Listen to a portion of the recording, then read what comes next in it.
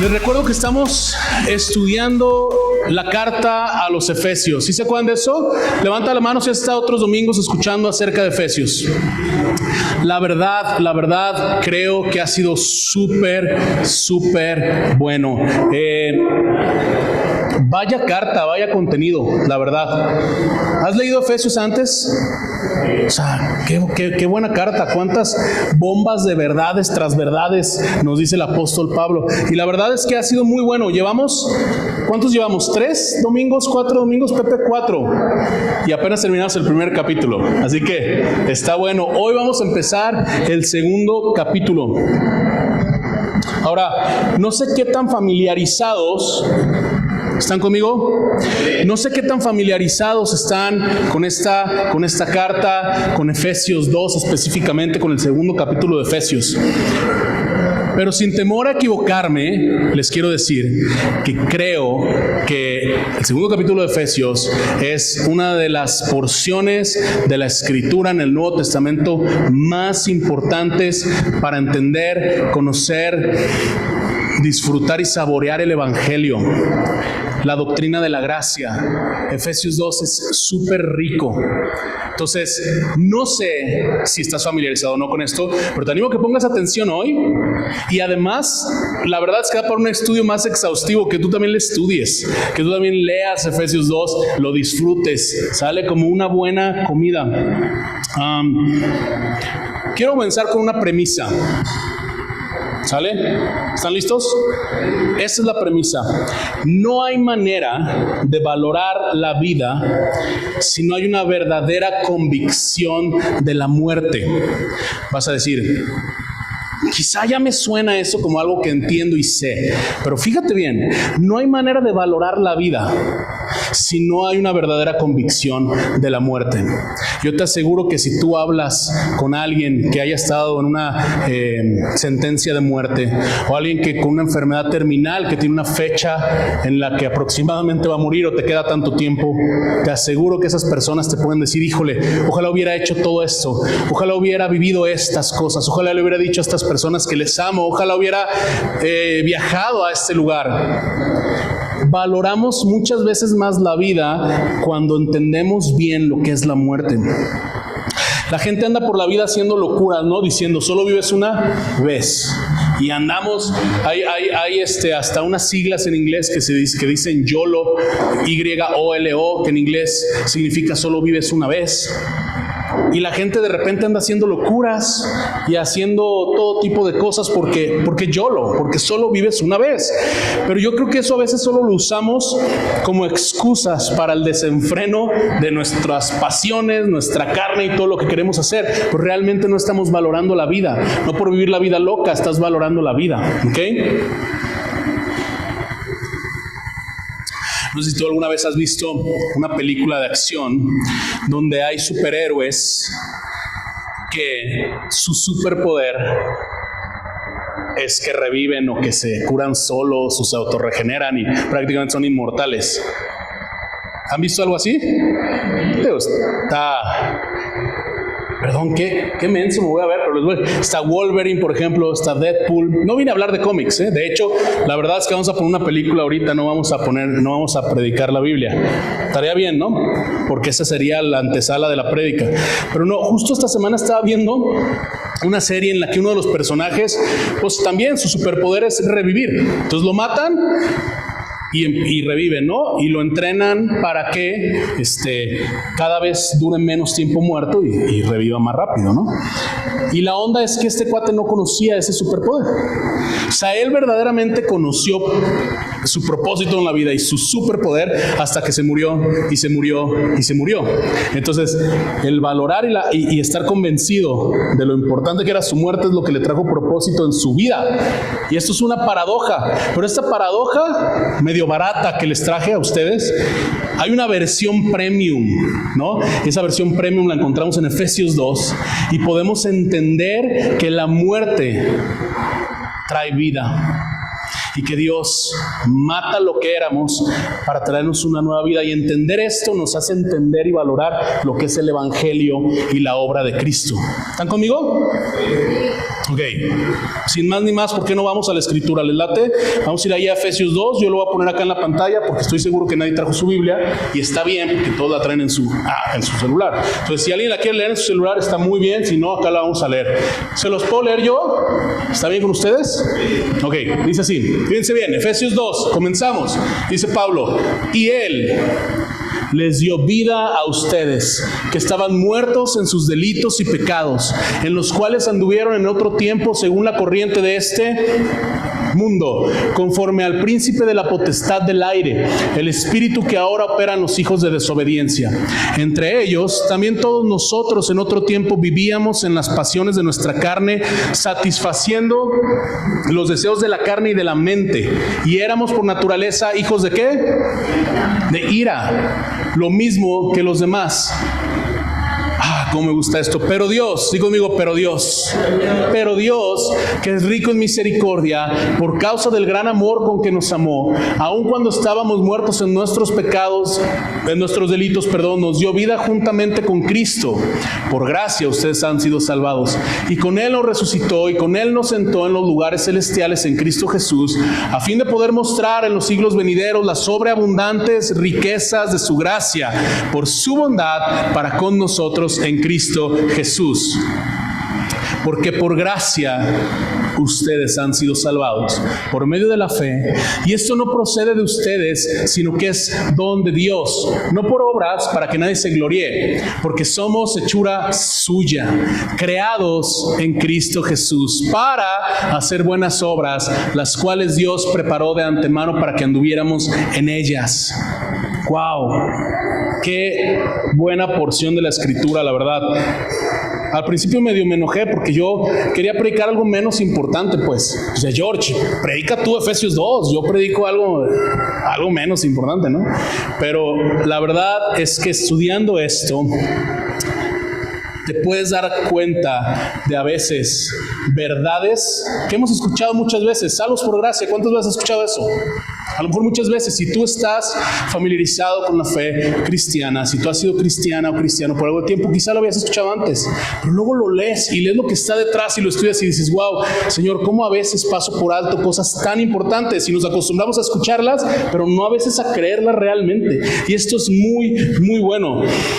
En esta porción de la escritura ya hemos hablado un poco del contexto de Efesios. Pablo principalmente, que se está dirigiendo obviamente a la iglesia en Éfeso, a una audiencia primordialmente gentil, o sea, no judíos, está también hablando verdades específicas del evangelio, de la identidad de los creyentes, ahora siendo gentiles. Y hace en esta porción hace para mí una excelente, o expresa de manera excelente contrastes. Por un lado dice, acá hay muerte, por otro lado dice, acá hay vida. Por un lado dice, acá hay ira, por otro lado dice, acá hay gracia. Por un lado dice, aquí hay obras pecaminosas, por otro lado dice, acá hay obras de la fe. Por un lado dice, acá está el diablo, por otro lado dice, acá está Jesucristo. Por un lado dice, acá hay condenación, por otro lado dice, acá hay misericordia. En 10 versículos. En 10 versículos. No les sorprende nada hoy, ¿verdad? Si andamos de buenas, ¿no? Bueno, me voy a esforzar un poco más en impresionarlos. La verdad es maravilloso esto que está en Efesios 2. Maravilloso, en serio. Y hoy tengo 3 puntos para ustedes. ¿Cómo se llama la serie en la que estamos? ¿Cuál es el título? Somos. Porque hemos extraído de la carta de Efesios diferentes cosas que nos hacen, o más bien diferentes cosas que somos ahora en el Evangelio. Nuestra identidad ahora creyendo en Cristo y lo que Dios ha hecho con nosotros. Y hoy tengo 3 somos para ustedes. Y el primer somos liberados. Sí se pudo poner lo que se subraya, qué padre. Ok, somos liberados. ¿De qué somos liberados? Vamos a leer los primeros versículos del 1 al 3 versículos nada más, que tienen un montón de verdades. Y Él les dio vida, ¿a quiénes? A ustedes, que estaban muertos en sus delitos y pecados, en los cuales anduvieron en otro tiempo según la corriente de este mundo, conforme al príncipe de la potestad del aire, el espíritu que ahora opera en los hijos de desobediencia. Entre ellos también todos nosotros en otro tiempo vivíamos en las pasiones de nuestra carne, satisfaciendo los deseos de la carne y de la mente, y éramos por naturaleza hijos de ira, lo mismo que los demás. Ok, primero quiero analizar un par de conjuntos de palabras. Un par de conjuntos de palabras, ¿ok? El primer conjunto son 3 ideas. Fíjense bien. ¿Qué dice aquí? Mundo, príncipe de la potestad del aire, la carne y la mente. Guárdamelos ahí. El mundo, el diablo y la carne. ¿Ok? El mundo, el diablo y la carne. El segundo conjunto de palabras es ustedes, nosotros. ¿Quién se refiere, Pablo? Ustedes, nosotros, ¿no? Vamos a empezar a platicar. ¿Quién de aquí conoce una persona súper amable, súper generosa, súper buena, de esas que dices, ay, qué buena persona, pero que no conoce a Cristo? ¿Quién conoce a alguien así? Que tú dices, la verdad, esta persona no es cristiana, pero es tan buena onda, nomás le falta conocer a Dios, ¿no? Yo también conozco a gente así, gente muy, muy amable, gente súper generosa, gente súper linda, que no es creyente. ¿Qué crees? De acuerdo a lo que Pablo está diciendo aquí, están muertos en vida. Si no tienes a Cristo, estás muerto en vida.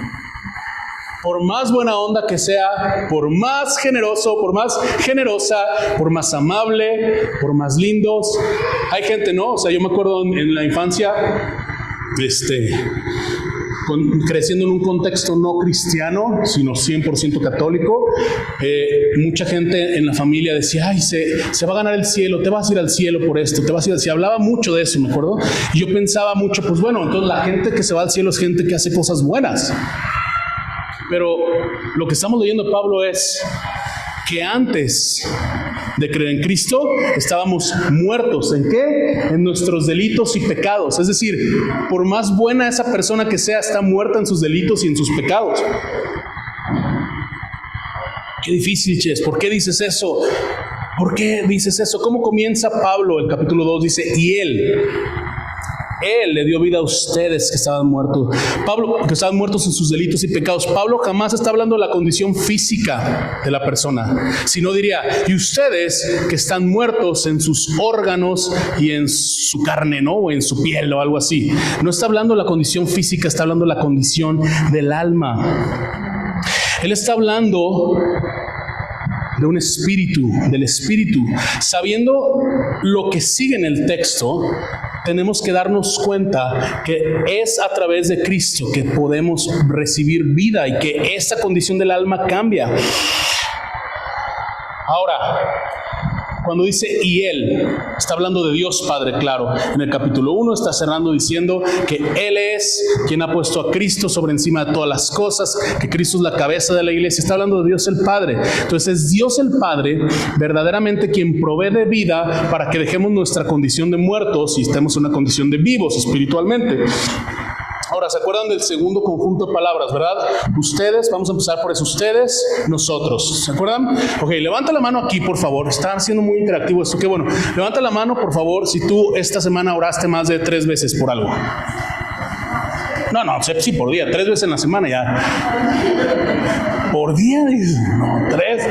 ¿En el mes? Levanta la mano si tú puedes decir que oraste por alguien específicamente. Esta semana oré por alguien específicamente. Levanta tu mano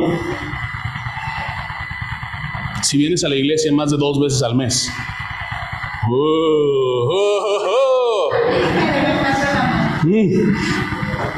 Levanta la mano si consideras que te sabes más de 10 versículos de memoria. Bueno, algunos. Pues muchas felicidades. Cuando Pablo está diciendo ustedes, nosotros, cuando dice ustedes, les está hablando a los gentiles, a los que no eran judíos, que no conocían la tierra de la promesa, que no conocían ser la nación santa, escogida, el pueblo de Dios. Le está hablando a los que no sabían ningún versículo de memoria, por así decirlo. Pero después, ¿qué dice? Y nosotros, la segunda palabra, y nosotros. Es decir, no importa cuántos versículos te sepas, no importa cuántas veces vengas a la iglesia, si no pones tu fe en Cristo, estás igual de muerto que los que no se saben ni un solo versículo y no vienen nunca a la iglesia. Entonces, por favor, no te creas el muy o la muy por saberte 10 versículos. ¿Sale?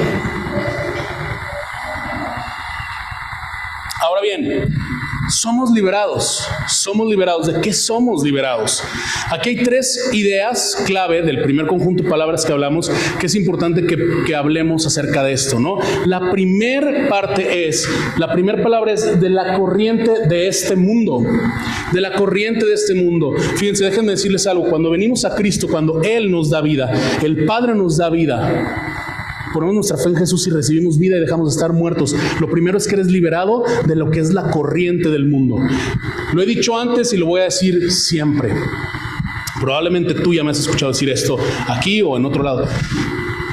El mundo cada vez más va a querer todo lo contrario a lo que Dios quiere. Todo lo contrario, la corriente del mundo, lo políticamente correcto, lo que el mundo te dice que hagas, muchas veces es totalmente lo contrario a lo que Dios quiere.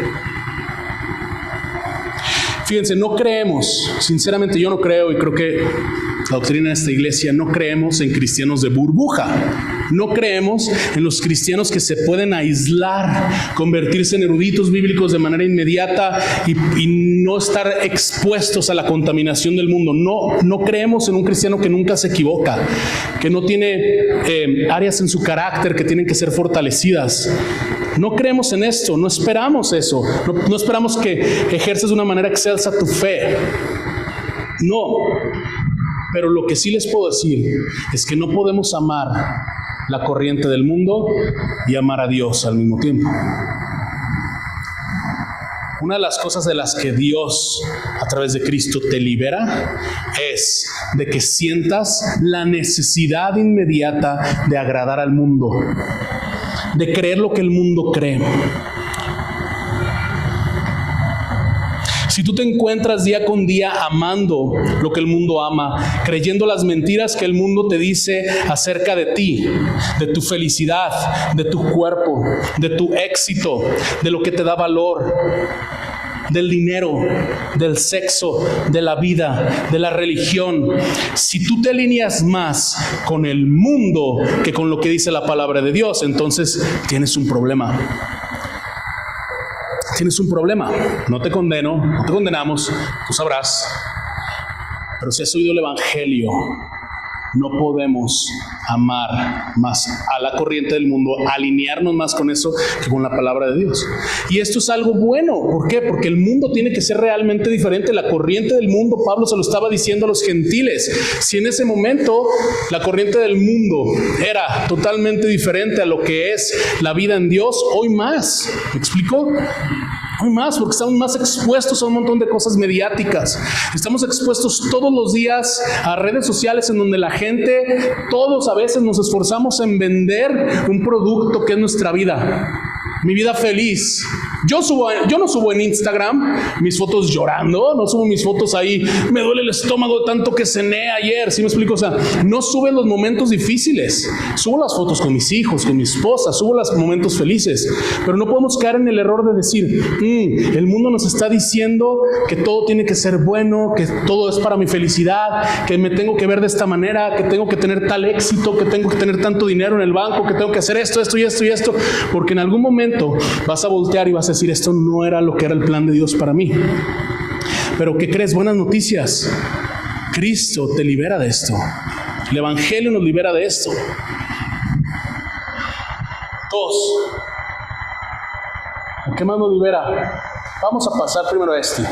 Los deseos de la carne y de la mente. Yo creo que entendemos lo que Pablo se refiere a los deseos de la carne y la mente, ¿no? Creo que lo entendemos. A satisfacer nuestras necesidades más básicas de una manera pecaminosa. Pablo mismo a los Corintios les escribe, por tanto, consideren los miembros de su cuerpo terrenal como muertos. A la fornicación, a la impureza, las pasiones, los malos deseos, la avaricia. Pablo dice que eso es idolatría. Las cosas de la carne y de la mente son esclavizantes, te atan, te envuelven, te nublan el entendimiento. O sigues el espíritu o sigues la carne. Los deseos de la carne satisfacen solamente a la carne y nunca al espíritu. Por eso Pablo mismo le dice: los que andan conforme a la carne se ocupan de las cosas de la carne, pero los que andan conforme al espíritu se ocupan con las cosas del espíritu. Esos deseos de la carne nos pueden esclavizar. Y Cristo nos libera de esto. Ahora, no quiere decir que si te estás muriendo de hambre, no te vayas y te avientes una hamburguesa buena, doble carne, tocino, queso y todo. O sea, es normal que tengas estos deseos, ¿no? No quiere decir que si tienes deseos sexuales ya te condenes. Hay una manera, hay un marco que Dios designó para esto, que es el matrimonio. Si te estás muriendo de sed, tomas agua, está bien. Si te estás muriendo de sueño, échate un coyotito, ¿no? O sea, sí te puedes echar una dormida. Es normal que tengamos estos deseos de la carne. El problema es que estos deseos convertidos en ídolos, manchando nuestro corazón, lo único que hacen es alejarnos de las verdades del evangelio, y de eso es de lo que Cristo nos libera. Ya no tienes por qué ser esclavo de esas cosas que el mundo te dice que hagas, de la carne que te dice: oh, debes de buscar tu propia satisfacción, y no importa que sea con alguien que no sea tu esposo, que no sea tu esposa, y come hasta morir y duerme todo el día. Me encanta lo que dice un teólogo que se llama John Stott. Leyendo este comentario, dice él así: cuando el apetito por la comida se transforma en glotonería, el deseo de dormir en pereza y el apetito sexual en lujuria, entonces los deseos naturales se pervierten en deseos pecaminosos. Y en segundo lugar, los deseos de la carne incluyen los malos deseos tanto de la mente como del cuerpo, como por ejemplo el pecado de orgullo intelectual, la ambición inapropiada, el rechazo de la verdad conocida y la mentalidad maliciosa o vengativa. Fíjate bien que aún en las cosas que son de signos naturales buenos de parte de Dios, hay pecado que ha corrompido todo. Dios nos hizo para que tuviéramos hambre, pero no para que fuéramos unos glotones. Y me pongo ahí al principio, ¿no? Pero Cristo nos libera de no ser esclavos de estas cosas. Y número 3, el Señor nos libera también de la opresión del enemigo, del diablo. Muchas veces en iglesias tratamos de hablar más de Dios y hablamos menos del diablo, y no nos interesa estar hablando del diablo tampoco todo el tiempo. Todas las iglesias que todo el tiempo están, ¿cómo se llama? Cuando dicen, pues no sé, peleándose al diablo todo el tiempo, ¿no? Todo el tiempo, y aquí hay un espíritu demoníaco, y en el nombre de Jesús. No somos nosotros así, ¿sale? Pero tenemos que entender algo. Pues realmente hay un enemigo, y realmente sus planes son contrarios a los planes del Señor. Esa es la verdad. Y realmente hay, de acuerdo a lo que Pablo dice aquí, es un espíritu que opera en los hijos de desobediencia. Es decir, todo aquel que no está en Cristo está siendo un hijo de desobediencia. Es decir, si no estás con melón, estás con sandía, pues. Por más que seas la persona más buena del mundo, de esa que se acordaron hace rato, si no están con Cristo, están con el enemigo. Es lo que la palabra dice, no lo digo yo, por favor, no me condenen. Tampoco vayas con tu vecino el buena onda y le digas: hijo del diablo. Buenos días, hijo del diablo. Pues no, ¿sí me explico? O sea, pero a ver, la verdad es que tenemos que creer lo que la Escritura dice. Entonces, dice Pablo: y Él les dio vida a ustedes que estaban muertos, ustedes gentiles que estaban muertos en sus delitos, para que ya no anduvieran en otro tiempo según la corriente de este mundo, la opresión del mundo, conforme al príncipe de la potestad del aire, o sea, el diablo, el espíritu que ahora opera en los hijos de desobediencia, entre ellos también todos nosotros judíos. Todos nosotros judíos, dice Pablo, en otro tiempo también vivíamos en las pasiones de nuestra carne, es decir, la condición humana de muerte espiritual era igual para judíos, para gentiles. Es igual para ti que para mí, aunque tengas 30 años de la iglesia, o alguien que tiene una semana en la fe. Es igual. Antes de Cristo todos estábamos muertos. Vivíamos en las pasiones de nuestra carne, satisfaciendo los deseos de la carne y de la mente, y éramos por naturaleza hijos de ira, lo mismo que los demás. Fíjense bien, éramos por naturaleza hijos de ira. Esto es importantísimo, pero fíjense, vamos a culpar ahora con esto a la carne, al mundo y al diablo por nuestros pecados? ¿Vamos a hacer eso? Por supuesto que no. Qué fácil, ¿no? Este versículo termina diciendo, éramos por naturaleza. En la Nueva Versión Internacional dice, éramos por naturaleza objeto de la ira de Dios. Sinceramente creo que es una traducción mejor para esta porción de la Escritura. Ahora Pablo mismo en Romanos 5 dice, por tanto, como el pecado entró en el mundo por medio de un hombre, y por medio del pecado la muerte, así también la muerte se extendió a todos los hombres, porque todos pecaron. No vamos a culpar estos tres conceptos. No vamos a culpar al mundo, ni al diablo, ni a la carne y nuestros deseos naturales por algo que está inherente en nosotros. La naturaleza pecaminosa está en nosotros. Nos invita todos los días a desear las cosas que no agradan a Dios, desde las cosas pequeñas hasta las más escandalosas. ¿Por qué es importante mencionar la ira de Dios, familia? Fíjense bien esto que escribí aquí. La ira de Dios y el objeto de su ira por naturaleza éramos nosotros antes de Cristo. La ira de Dios no es impredecible, no es volátil, no es emocional, no es como cuando tú te enojas con alguien y después de enojarte como que lo piensas y dices, oye, perdón, la verdad andaba estresado y dije esto y perdóname. O sea, no cambia. La ira de Dios es la ira de Dios.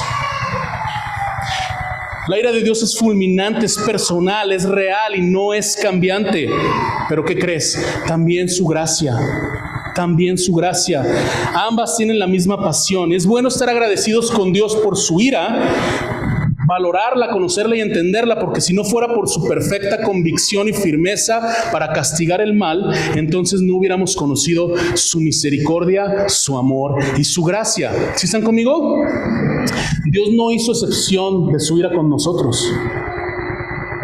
O sea, no es como que dijo, ay, ¿cómo voy a castigar a Mauro? Pobrecita. No, lo que Dios hizo fue cargarla sobre Jesucristo y en Él castigar nuestro pecado, y como resultado de esto ahora sí podemos hablar de misericordia, amor y cantar grandes tus obras. Y Jesucristo basta.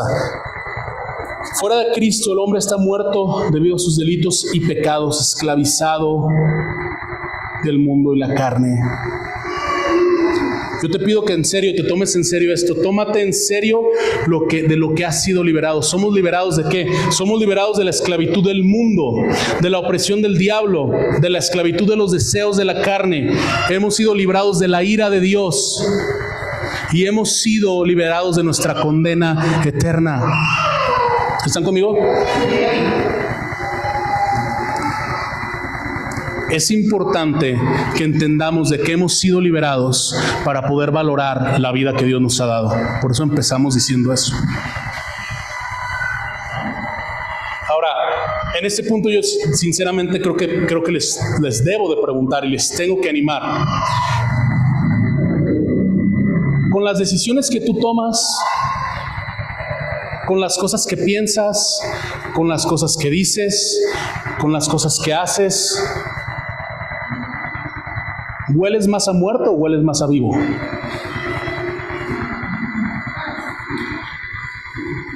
Porque déjame decirte algo, a veces es bien fácil pensar, no, es que si yo me encuentro un maletín con $1,000,000 sin nombre ahí, yo creo que no lo agarraría porque es de alguien y sería robar, ¿no? Y como en las... Oye, unos acá dicen, qué menso, yo sí lo agarraba, ¿no? Lo que estoy tratando de decir es que a veces creemos que algo muy espectacular es donde podremos demostrar que hemos recibido vida. No porque tengas que demostrarle a nadie. Ahorita vamos a hablar acerca de eso, del resultado de la gracia en nosotros. Pero realmente, cuando te ves al espejo dices, brother, hueles a muerto. O mi reina, hueles a muerta. ¿Sí me explico? Realmente, porque si no, a lo mejor es importante que revalores si le has entregado tu vida a Jesucristo o no. Realmente. Porque uno no es cristiano por venir a la iglesia, uno no es cristiano por aprenderse versículos, uno es cristiano por rendir su vida, arrepentir sus pecados y dársela a Cristo. Por eso somos cristianos. No por que si tomas café o no tomas café, no porque si haces esto o no haces esto. No se trata de obras, ahorita vamos a hablar de eso, sino de una condición de corazón. Si yo te preguntaría ahorita, viendo todo esto, muertos en nuestros delitos, en nuestras transgresiones, ¿qué significaba eso en la lógica de Pablo? Significaba seguir los deseos de nuestra carne. alinearnos con lo que el mundo dice, estar bajo la opresión del diablo. Y lo que Pablo está diciendo es, a través de Dios, por el gran amor de Dios, a través de Cristo, has sido liberado de eso. Pero yo te animo a que analices tu corazón. ¿A qué huelen más tus decisiones? ¿A vida o a muerte? Y no te pongas a pensar en esas decisiones grandes. Ponte a pensar en las decisiones del día a día. La honra a Dios se ve en las decisiones pequeñas. No en aparentar cosas, en las decisiones pequeñas. ¿Cómo le contestas a tu esposa? ¿Cómo le contestas a tu esposo? ¿Cómo crías a tus hijos? ¿Cómo honras a tus padres? ¿Cómo trabajas? ¿Con qué ética? ¿Cómo manejas tus finanzas?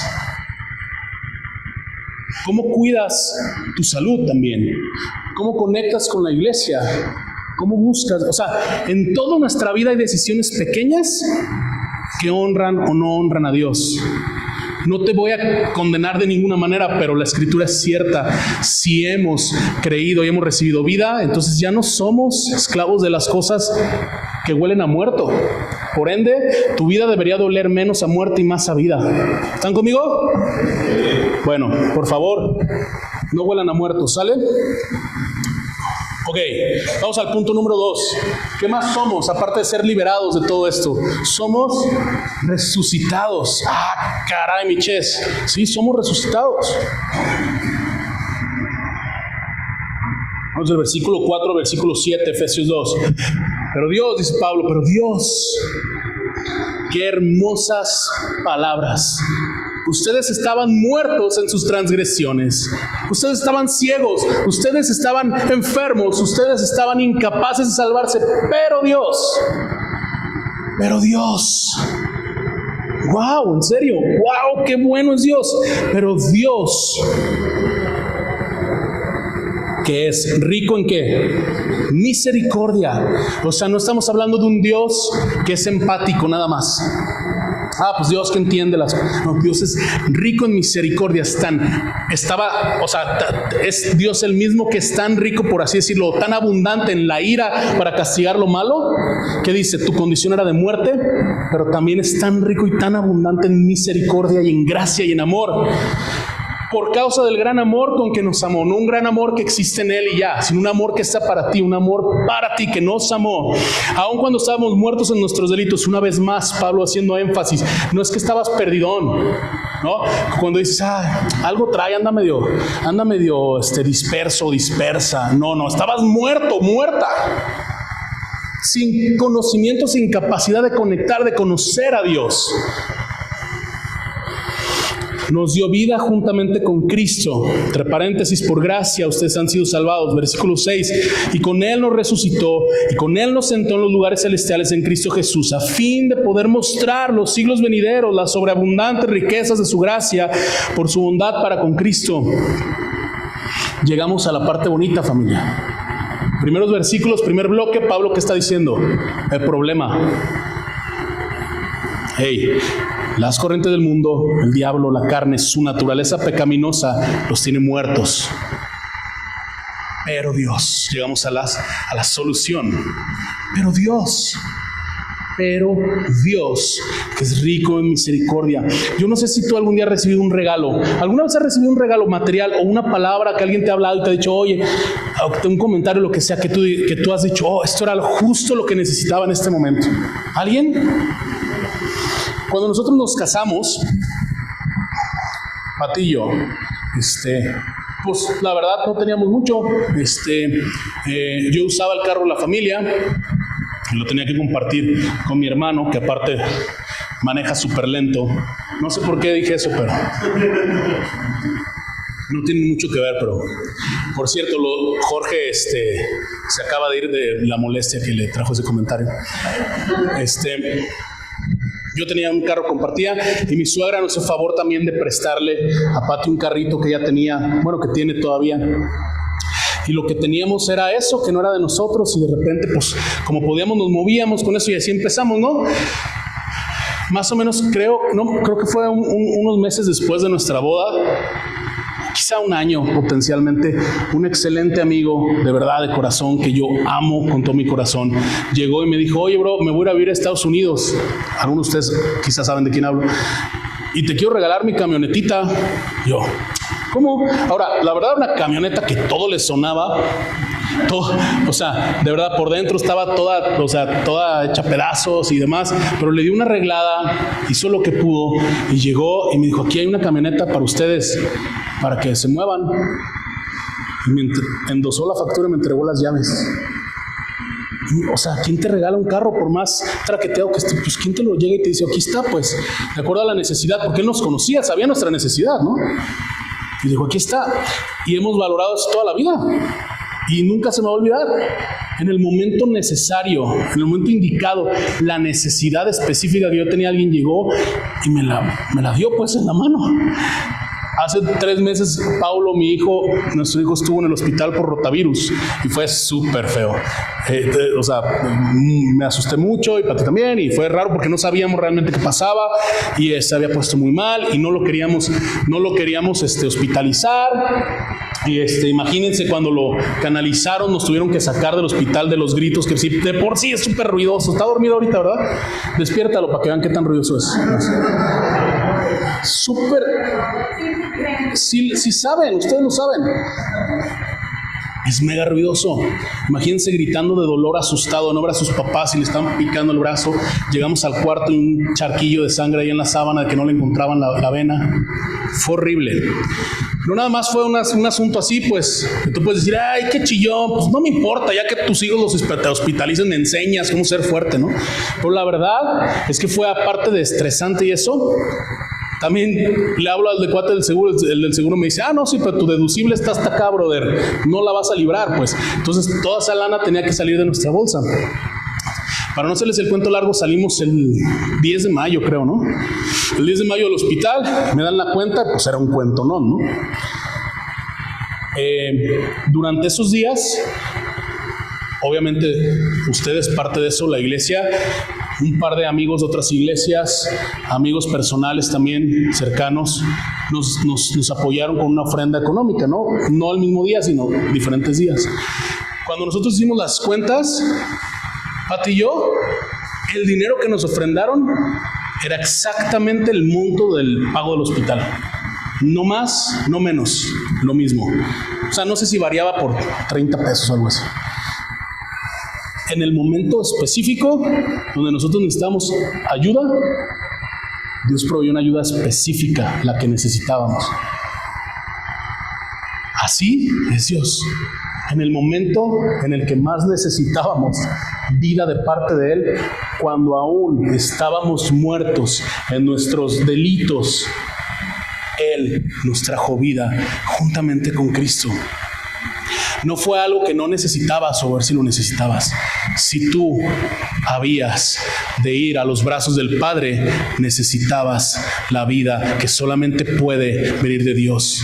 ¿Y por qué esto es importante y por qué somos resucitados? Fíjense, dice, juntamente con Cristo y con Él que nos resucitó. En el capítulo anterior Pablo está diciendo que el mismo poder que resucitó a Cristo de los muertos es ese poder que nos da vida y nos pasa de la condición de muerte a vida. Eso no puede ser de ninguna otra manera lógico si no viene de parte de Dios. Él no nada más nos ha llamado, sino que nos ha resucitado. De la muerte a la vida. Ya dije eso 1000 veces, pero es importante que entendamos que entonces lo que es nuestra carne, lo que es la corriente del mundo, lo que es esos deseos pecaminosos deben o deberían de estar en la tumba, enterrados, muertos. Eso significa resucitar, ¿no? Pasar de esa muerte a la vida. No nada más eso. Pablo no dice nada más, pero Dios, rico en misericordia, que les ha amado, les ha dado vida. No, también dice, Él nos sentó en los lugares celestiales en Cristo Jesús. La historia con Dios no se acaba nada más en que dice, hey, ven, recibe mi gracia ya, sino que hay bendición también para ti. Lo que Pablo está diciendo aquí es, esto terrenal es algo temporal, se va a acabar. La bendición que Dios ha traído a tu vida trasciende tu mundo físico y estará también en esos lugares celestiales que menciona también en Efesios 1 al principio, diciendo que nos ha bendecido con toda bendición espiritual. Esos lugares celestiales es la eternidad con Cristo. Si Dios nos trae gracia que trasciende lo terrenal, ¿por qué vivimos como si solo lo terrenal importara, familia? Creo que nuestro corazón debería ser un corazón tan agradecido que diga: Señor, entiendo que tú me has pasado de muerte a vida y que la bendición para mí trasciende esta vida de trabajar, morirnos, tener hijos y ya, y las cosas que el mundo nos dice trasciende, porque estaré para la eternidad sentado junto con Cristo. Y eso, simplemente eso debería de moldear la manera en la que tú respondes a Dios en tu vida, en tus decisiones, aquí en la iglesia. Qué increíble, de cuánta bendición y de ánimo es la alabanza congregacional. Justo esta semana, cuando modificamos nuestras transmisiones por Zoom, Jorge mandó un mensaje en el chat de WhatsApp. Si tú no estás, por favor avísanos para que te metas, en donde estábamos poniendo algunos de los valores de la iglesia, y uno de ellos está en Efesios 5, que dice: anímense unos a otros con salmos y cantos espirituales. Es decir, la alabanza congregacional trae ánimo al mismo pueblo de Dios. Pero esa alabanza que te anima, esa alabanza que es expresiva, no puede venir de un corazón que no ha entendido esto, que no está agradecido por esto. Señor, gracias que me has pasado de muerte a vida, que me has bendecido hasta la eternidad en los lugares celestiales en Cristo Jesús. A fin, versículo 7, de poder mostrar en los siglos venideros las sobreabundantes riquezas de su gracia por su bondad para con nosotros en Cristo Jesús. Fíjense bien.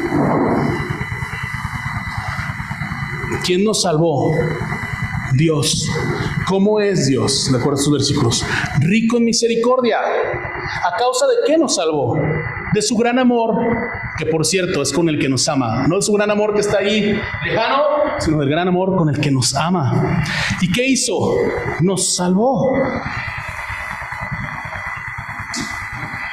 Versículo 7, a fin de mostrar en los siglos venideros las sobreabundantes riquezas de su gracia. Con la resurrección de Cristo, familia, fíjense bien, con la resurrección de Cristo, Dios mostró a todo el universo, a toda la creación, por todos los tiempos, lo todopoderoso que es.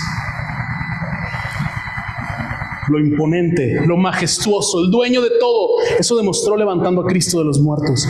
Pero con la resurrección de nosotros, está mostrando para toda la eternidad lo gloriosa, abundante y extravagante que es su gracia. Y nos ha hecho a nosotros las evidencias vivientes de todas esas cosas, de su misericordia, de su amor, de su gracia, de su bondad.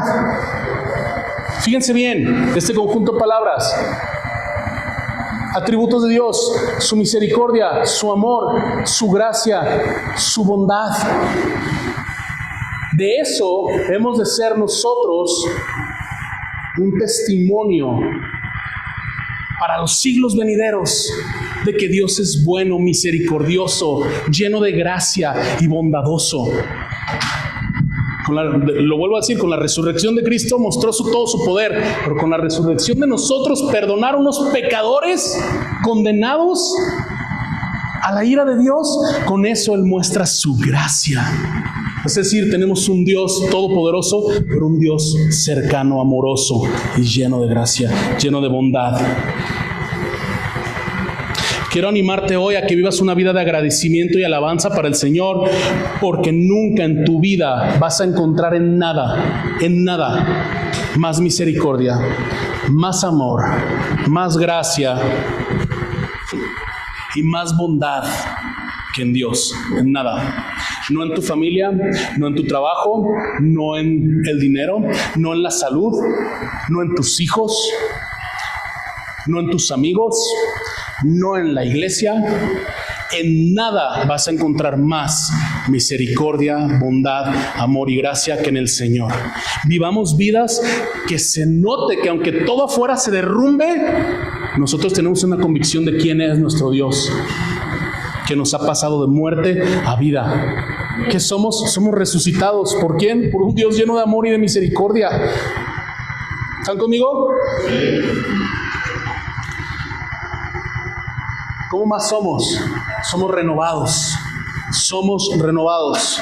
Fíjense el contraste. Lo que éramos, bueno, vamos a leer. Versículo 8. ¿Todavía traemos la Biblia en los celulares o no? Ahí les va. Versículo 8. Porque por gracia ustedes han sido salvados por medio de la fe, y esto no procede de ustedes, sino que es un don de Dios, no por obras para que nadie ¿qué? Se gloríe. Seguramente esos que levantaron su mano diciendo, me sé 10 versículos, más de 10 versículos, este estaba ahí en su lista, muy buen versículo para aprenderse. Esto no es por obras para que nadie se gloríe. Versículo 10, porque somos hechura suya. Di conmigo, suya, creados en Cristo Jesús para hacer buenas obras, las cuales Dios preparó de antemano para que anduviéramos en ellas. Somos renovados. Ahorita vamos a hablar por qué. Pero fíjate, primer bloque, Pablo expresa el problema. Muertos en sus delitos. Apestan a muerto, ¿no? ¿Alguien una vez ha olido un... no se crean. Que te dice, oye, huele a muerto, ahora que comiste, ¿no? En el primer bloque, Pablo expresa el problema. En el segundo bloque, Pablo trae la solución. Y en el tercer bloque vemos el propósito. Fíjense bien. Todo el contraste se empieza a ver aquí, ¿no? Lo que éramos por naturaleza y ahora lo que somos por gracia. Siendo el objeto de la ira de Dios y ahora siendo los trofeos de la gracia de Dios. Hechura suya en Cristo, renovados. Me encanta esta parte porque muchas veces hablamos de lo primero, somos salvos por gracia y no por obras. O sea, no se trata, yo me acuerdo cuando tenía 17 años o algo así, en la iglesia en donde yo nací, en la iglesia El Camino, que verdaderamente amo con todo mi corazón. En esa iglesia, cuando yo tenía 17 años, nos metieron un curso a todos los jóvenes que se llamaba Evangelismo Explosivo. Y ahí el jale, o sea, ir a las calles y predicar muy padre, la verdad fue un tiempo padre, pero el jale era aprenderte versículos, ¿no? Para debatir las posibles situaciones que se presentaran, ¿no? Por vivir en un contexto, probablemente en un país donde el contexto muchas veces es católico, que tiene que ver con obras y demás, lo que hablaba hace rato, como que ese era un versículo clave, ¿no? No, pues que somos salvos por gracia y no por obras, ¿no? Ahora, un montón de años después, en ese tiempo tenía 17, o sea, hace 5 años de eso. Un montón de años después me doy cuenta que el asunto de las obras sigue siendo un reto para aún nosotros los creyentes. Porque seguimos creyendo que tenemos algo que ver. Ahí hubo algo que tuvimos que ver con el asunto de ser salvos, con el asunto de que Dios derramara su gracia sobre nosotros. Y Pablo no puede ser más directo que en estos versículos para decir que no tuvimos nada que ver. ¿Salvados por medio de qué? De la fe. Inmediatamente dice, no procede de ustedes. La fe salvadora, porque hay la fe que es un don de Dios para creer, para la bendición de Dios. Esas personas que tú dices, no, yo por ejemplo admiro eso de mi hermano y de su esposa mucho, ellos me inspiran mucha fe. Yo a veces tengo que solucionar esto por mí mismo, tengo que solucionar por esto por mí mismo, estoy buscando la solución y tratando de, en mis propias fuerzas, arreglar las soluciones. Y mi hermano dice, hey, cállate, confía en Dios. Y él tiene una fe que, o sea, ese tipo de fe es un don de Dios, claro, pero la fe salvadora también es un don de Dios. Y aquí lo estamos hablando, no procede de ustedes. La fe viene por el oír la palabra de Dios. Entonces, nadie puede tener un don de fe si no ha escuchado la palabra de Dios. Es un asunto ahí medio delicado, pero es cierto. Ni siquiera el asunto de la fe es algo que viene de nosotros. Es decir, ¿cuántos tienen fe para cerrar ese muro ahí para dejar de escuchar a niños? Yo. A ver, es decir, ahí les va esto. A veces parece que el asunto de la fe es una negociación. Señor, yo te doy tanto porcentaje de fe y tú me das tanto porcentaje de acciones de la gracia tuya para mi salvación. No es así. No es así. La misma fe con la que hemos creído para nuestra salvación es un don y un regalo de Dios. Por eso tenemos que estar agradecidos que el Señor en su soberanía te ha traído a ti, ha puesto fe en ti para que creyeras el Evangelio y luego todo esto que viene que hemos estado hablando. En el asunto de la salvación, tú y yo no intervenimos en nada. Y el problema es que aún después de escuchar este versículo que no es por obra, seguimos creyendo que no, es que yo me tengo que esforzar, yo tengo que hacer, yo tengo que, como si Dios no fuera un Dios que te ama, que te conociera. Por eso a veces yo digo, y es algo que digo mucho, no venimos con máscaras. No se trata de que hables de esta manera, te vistas de esta manera, no tomes esto, no comas esto. No se trata de obras. En ningún momento nosotros podemos afectar la obra de Cristo. Vamos a hablar de obras ahorita, pero lo que tenemos que entender es que las obras jamás han sido la causa, jamás han sido lo que está detrás de nuestra salvación. Son un resultado de nuestra salvación, pero no son la causa. ¿Están conmigo o no? Nosotros no tenemos absolutamente nada que ver con nuestra salvación. Pero es importante también mencionar esto. Sabemos, dice versículo 10, porque somos hechura suya, creados en Cristo Jesús para hacer buenas obras. Fíjense bien, esto es extremadamente importante. A veces hablamos de la gracia salvadora, más bien, todo el tiempo hablamos de esa gracia que Dios nos salva, de la gracia que nos transforma, pero aquí Pablo está diciendo algo, hay algo que se llama, que no había escuchado antes que estudié en esto, es la gracia que nos crea, nos renueva, que nos transforma de cero a completamente otra cosa. La gracia de Dios, y este es un mal concepto que probablemente muchos de aquí también hemos participado de esto. La gracia de Dios no significa que tú recibes la gracia de Dios, sigues siendo el mismo, pero ahora como eres cristiano ya no sientes condenación por las cosas que haces. Porque pues de todos modos me voy al cielo, voy a estar sentado junto con Cristo en los lugares celestiales, sigo haciendo esto y esto y esto. La gracia no se trata de eso. La gracia de Dios sí nos encuentra en donde estamos, por supuesto que sí, pero nunca, jamás te va a dejar ahí mismo. La gracia de Dios nos rehace. ¿Cómo? En Cristo Jesús para buenas obras. Ahora, en el original, hechura suya, ¿saben qué significa? Significa obra maestra. Algo, un proceso artístico, una obra que se desprende de un proceso artístico que es la obra maestra del artista. Eso somos. En la resurrección de nosotros, en pasar de vida a muerte, Dios nos vuelve a hacer, nos hace una obra de arte. El producto de la gracia de Dios, el salvar a la humanidad corrupta, es una obra de arte del artista. ¿Y para qué? ¿Cuál es el propósito de esto? Para hacer buenas obras, las cuales Dios preparó de antemano para que anduviéramos en ellas. Podemos hablar mucho acerca de las buenas obras, pero entendamos que las obras no contribuyen a nuestra salvación y a la gracia de Dios. Definitivamente no. Bíblicamente no es comprobable eso, pero las obras sí son un producto de la gracia de Dios. Ahora, podemos hablar mucho acerca de esto, ¿no?